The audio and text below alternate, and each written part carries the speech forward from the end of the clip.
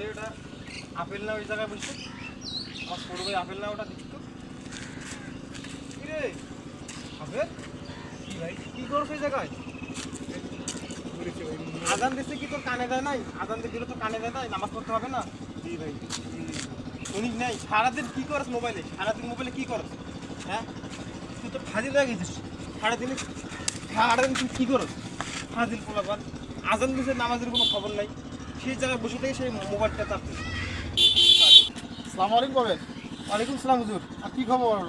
দাঁড়ে কেন? আরে ছোট ভাইতে হুজুর আজান দিচ্ছি হুজুর নামাজের কোনো খবর নাই হুজুর এই যে মোবাইল চাপতেছি হুজুর পোলাপান খারাপ হয়ে গেছে আমি তো দাঁড়িয়ে আমি দেখছি আপনাদের দুই ভাইয়ের যে কাণ্ডকীর্তিগুলো আমি দেখছি সব। কি দেখেন না হুজুর হ্যাঁ, তো আপনি যে প্রস্তুতি নিয়েছেন সেটা খুব ভালো লাগছে। তাই শুধু তাই না, এটা হচ্ছে আল্লাহ তাআলা পরিবারকে সালাতের জন্য আদেশ করার হুকুম দিয়েছে, তাই না? জি তো আপনি পরিবারের জন্য আপনি নিজেও সালাত আদায় করতেছেন এবং আপনার পরিবারকেও আপনি তাগিদ দিচ্ছেন, এটা খুব ভালো। হ্যাঁ, খুব ভালো লাগছে।